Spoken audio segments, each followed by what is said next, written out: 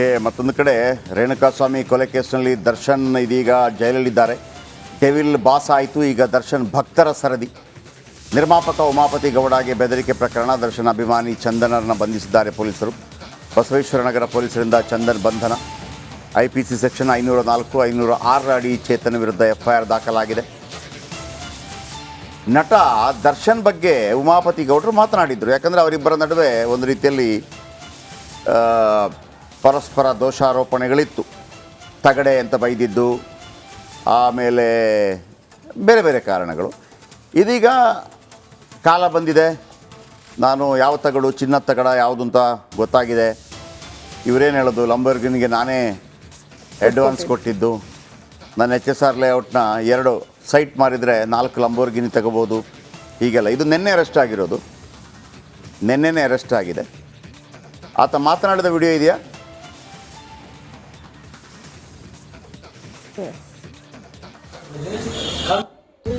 ನೋಡಿ, ಈಗ ಮಾತಾಡ್ತಾನೆ. ಒಳಗಡೆ ಅವ್ರನ್ನ ಬೇಜಾರು ಮಾತಾಡ್ತಾನೆ. ತಗಡೆ ಪಗಡೆ ಅಂದಾಗ ಮಾತಾಡಕ್ಕೆ ಅವ್ನಿಗೆ ಹೇಳ್ತಿಲ್ಲ. ನನ್ನ ಮಗನಿಗೆ ಅವ್ನ ಮಕ್ಕ ನೋಡಿ ಬಾಸಿ ದುಡ್ಡು ಹಾಕಿಲ್ಲ.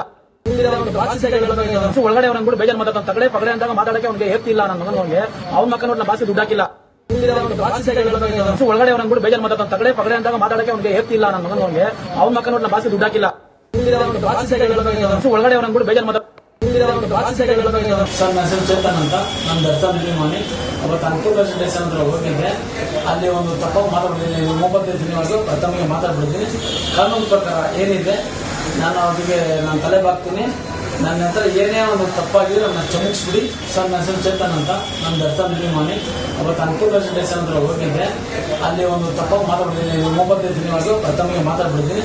ಕಾನೂನು ಪ್ರಕಾರ ಏನಿದೆ ನಾನು ಅವರಿಗೆ ನಾನು ತಲೆ ಬಾಗ್ತೀನಿ. ಓಕೆ, ಭಾಳ ಮುಖ್ಯವಾಗಿ ಈ ಥರ ಮಾತಾಡೋರು ಒಂದು ಅರ್ಥ ಮಾಡ್ಕೋಬೇಕು.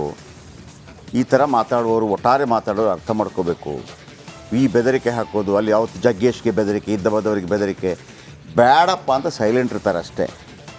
ಬೇಡ, ಇದನ್ನು ದೊಡ್ಡದು ಮಾಡೋದು ಬೇಡ, ಎಲ್ಲೋ ಅಚಾತುರ್ಯದಿಂದ ಆಗಿರತ್ತೆ ಅನ್ನೋ ಕಾರಣಕ್ಕಾಗಿ. ಇಲ್ಲಿ ಕಾನೂನು ಇಲ್ಲ ಅಂತ ಅಂದ್ಕೋಬೇಡಿ. ನೀವು 1000 ಜನ ಬಂದರೂ ಕೂಡ ಅವತ್ತು ಜಗ್ಗೇಶ್ ಏನಾದರೂ ಕಂಪ್ಲೇಂಟ್ ಕೊಟ್ಟಿದ್ದಿದ್ರೆ, ಅವತ್ತು ಜಗ್ಗೇಶ್ ಕಂಪ್ಲೇಂಟ್ ಕೊಡಲಿಲ್ಲ ಸಿನಿಮಾ ರಂಗದ ವಿಚಾರಕ್ಕೆ ಸಂಬಂಧಪಟ್ಟ ಹಾಗೆ ಅಂತೇಳಿ. ಅವತ್ತು ಜಗ್ಗೇಶ್ ಮೇಲೆ ಘೇರಾವ್ ಹಾಕಿದಾಗ ಕಂಪ್ಲೇಂಟ್ ಕೊಟ್ಟಿದ್ದರೆ ಎಲ್ಲರೂ ಕಂಪ್ಲೇಂಟಿಸ್ತಾ ಇದ್ರು, ನಂಬರ್ 1. ಎರಡನೇದಾಗಿ ಅದರ ಬಗ್ಗೆ ದರ್ಶನ್ ಕೂಡ ಯಾವತ್ತು ಕೂಡ ಹಂಗೆ ಮಾಡಬೇಡಿ ಅಂತ ಅಭಿಮಾನಿಗಳಿಗೆ ಹೇಳಲೇ ಇಲ್ಲ. ಅವರು ಸೀನಿಯರು ಅಂತ ಹೇಳಿಬಿಟ್ರು. ತುಂಬ ದಿವಸ ಅದೆಲ್ಲ ನಡೆಯಲ್ಲ. ಆಗ ಇದೆಲ್ಲ ತಪ್ಪು ಮಾಡಿದ್ದಾರೆ, ಒಳ್ಳೆ ಕೆಲಸ ಮಾಡಲೇ ಇಲ್ಲ. ಅರೆ, ವೀರಪ್ಪನ ಕೂಡ ಒಳ್ಳೆ ಕೆಲಸ ಮಾಡಿದ್ದಾನೆ ರೀ. ವೀರಪ್ಪನ ಕೂಡ ಒಳ್ಳೆ ಕೆಲಸ ಮಾಡಿದ್ದಾನೆ. ನಾನು ಆ ಭಾಗಕ್ಕೆಲ್ಲ ಹೋಗಿ ಬಂದಿದ್ದೀನಿ. ಅಲ್ಲಿ ಗುಡಿ ಎಲ್ಲ ಪೂಜೆ ಎಲ್ಲ ಮಾಡಿ ಗುಡಿ ಕಟ್ಟಿದ್ದಾರೆ. ಆತ ಇದ್ದ ಸಂದರ್ಭದಲ್ಲಿ ಕಾಡು ನಾಶ ಆಗಿರಲಿಲ್ಲ, ಯಾರು ಕಾಡು ಕಡಿತಾ ಇರಲಿಲ್ಲ ವೀರಪ್ಪನ ವಿಚಾರಕ್ಕೆ ಸಂಬಂಧಪಟ್ಟ ಹಾಗೆ. ಆತ ಆನೆ ದಂತವನ್ನು ಮಾರಿ ಬಂದ ಹಣದಲ್ಲಿ ಅಲ್ಲೆಲ್ಲ ಬಡವರಿಗೆಲ್ಲ ಹಂಚ್ತಾ ಇದ್ದ. ಹಾಗಂತ ವೀರಪ್ಪನ ಬಿಟ್ಟು ಹಂಗಲ್ಲ ಅಂತ. ನೀವು ಒಳ್ಳೆ ಕೆಲಸ ಮಾಡಿದ್ದೀರಿ, ಅರೆ ಒಳ್ಳೆ ಕೆಲಸ ಮಾಡಿಲ್ವ ಅದ್ರ ಬಗ್ಗೆ ಹೇಳಿ. ಅರೆ, ಎಲ್ಲರೂ ಮಾಡಿರ್ತಾರೆ ಒಳ್ಳೆ ಕೆಲಸ.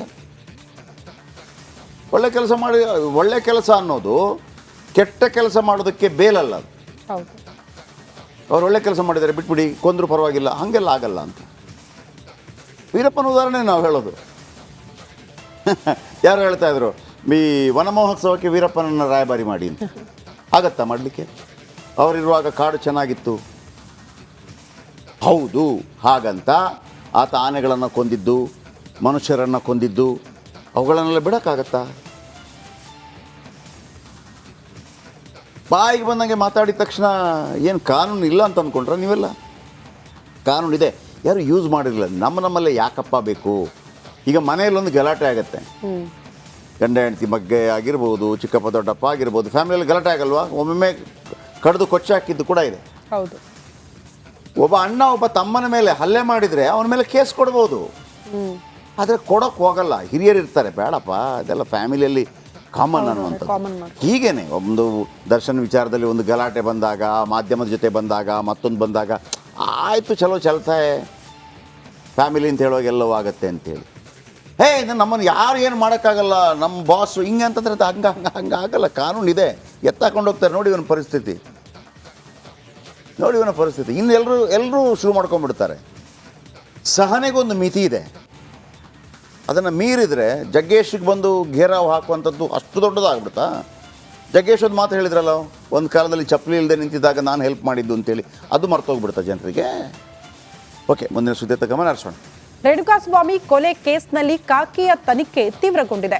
ಸ್ವಾಮಿ ಕೆಲಸ ಮಾಡ್ತಾ ಇದ್ದ ಫಾರ್ಮಸಿಯಲ್ಲೂ ಕೂಡ ಪೊಲೀಸರು ತಲಾಶ್ಗೆ ಮುಂದಾಕಿದ್ದಾರೆ ಅನ್ನೋದರ ಡೀಟೇಲ್ ಸಿಗ್ತಾ ಇದೆ.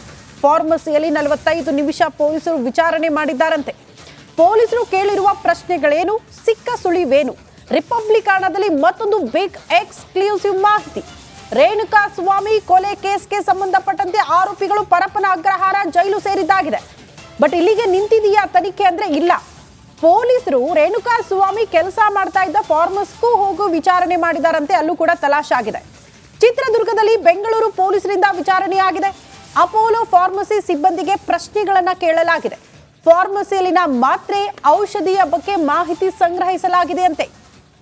ಮತ್ತು ಬರುವ ಮಾತ್ರೆಗಳ ಬಗ್ಗೆಯೂ ಕೂಡ ಮಾಹಿತಿ ಸಂಗ್ರಹ ಮಾಡಲಾಗಿದೆ. ಕಾಮಾಕ್ಷಿಪಾಳ್ಯ ಸಿಪಿಐ ಸಂಜೀವ್ ಗೌಡ ನೇತೃತ್ವದಲ್ಲಿ ವಿಚಾರಣೆ ನಡೆಸಲಾಗಿದೆ. ರೇಣುಕಾಸ್ವಾಮಿ ಕೊಲೆ ಕೇಸಲ್ಲಿ ಮತ್ತೊಂದು ಟ್ವಿಸ್ಟ್ ಸಿಗಬಹುದಾ ಅನ್ನೋದು ಪ್ರಶ್ನೆ ಆಗ್ತಾ ಇದೆ.